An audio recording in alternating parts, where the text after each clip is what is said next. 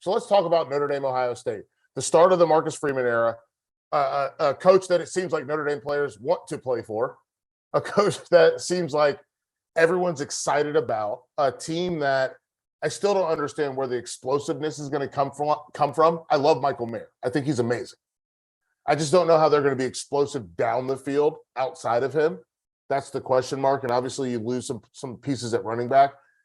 How do they, and the number for this game, I think is 17-5.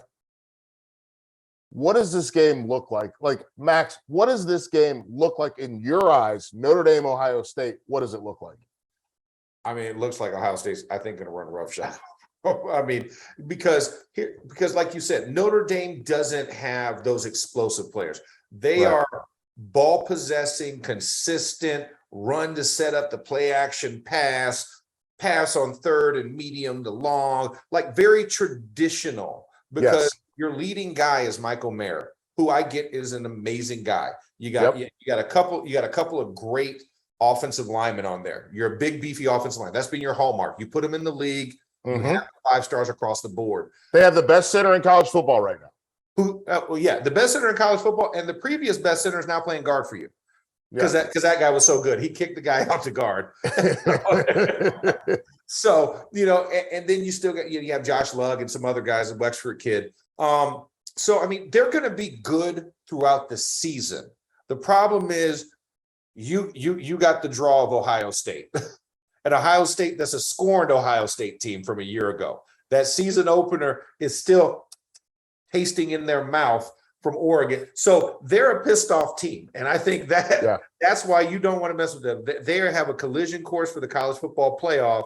And Notre Dame, as much as I think they're going to get better as the year starts, there's not enough explosive plays or talent there and proven talent to really get you over there. And I know you got some great guys on defense across on the other side of the ball. They're not going to be able to get to CJ Stroud fast enough. Right. And that's your problem right there. Hack, listen, you played in the horseshoe. A pissed off Ohio State isn't fun. A pissed off Ohio State is not fun.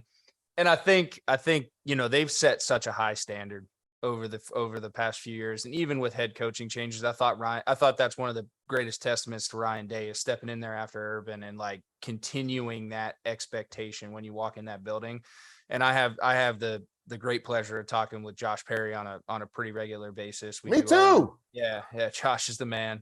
And he talks about that a lot. And I think that's the one that the offense speaks for itself. I mean, they were 7-8 deep at receiver last year. Jackson Smith-Njigba was their 3. Yeah. Olave and Garrett Wilson sit out for the Rose Bowl. Dude goes off for 300 plus yards. And, oh, by the way, they have Marvin Harrison Jr. and you keep going down the list, right? Plus, also at the running back spot, Travion Henderson, which is insane. Yeah, and I mean, Jim Knowles is there now.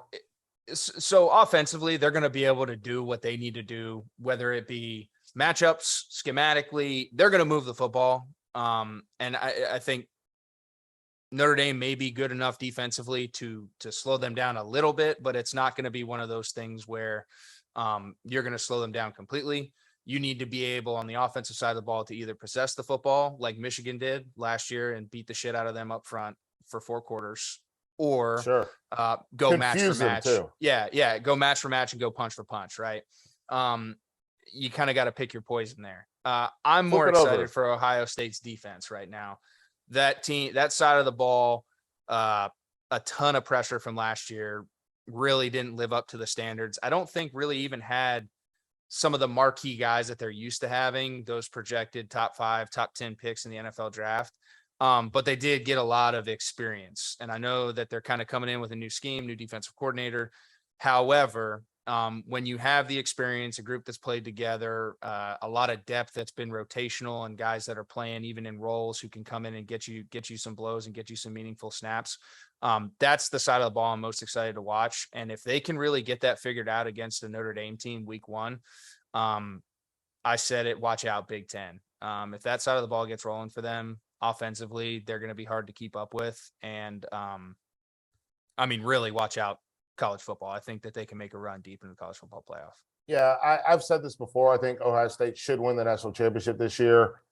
Jim Knowles to me is the best addition from a coaching staff standpoint. And I showed this to Bryce Petty. I'm gonna show it to you, Hack. So basically what it is this is what he likes to do, right? Yep. He likes to play cover 0, and then he can morph cover 0 into cover 3, turn it into cover 1, turn it into cover 2. He can do whatever. But when you come up to the line of scrimmage and you've got 11 players within 8 yards of the line of scrimmage, how does that change your thought process? Well, to your point, I mean, if you can hide the pre-snap picture well, and then it's not like this is what they do off of this, it's one or two things, but you can now go into a multitude of things and the picture changes. As a quarterback, you have to be able to process that. And there's not many kids that can do it. And especially in today's game where it's so much throw to green grass, pre-snap, do you have leverage here, kick it out to a bubble screen or slip screen or something like that. It's just not the old school, like trying to get in and out of the best play for the looks and being able to really understand defensive alignment, and pre-snap, post-snap confirmations and things of that nature. So there's not many guys that can do it. There's not many schemes that are coaching guys to do it. I think there are guys that could do it, but it's not being demanded on them. And when you can do that defensively, it's a step up. And I think having some veteran guys who can grasp that, have played together, because it does take some understanding, communication from the secondary to the linebackers. There's a lot of communication going on when you start trying to be confusing. When I was with the Jets, I was with Todd Bowles, really, really confusing defense. Super complex. A lot of communication, and it's your strongest weapon at times, but it's also your Achilles heel. Right. If you can't get it done and you don't have some guys driving the ship in the right direction.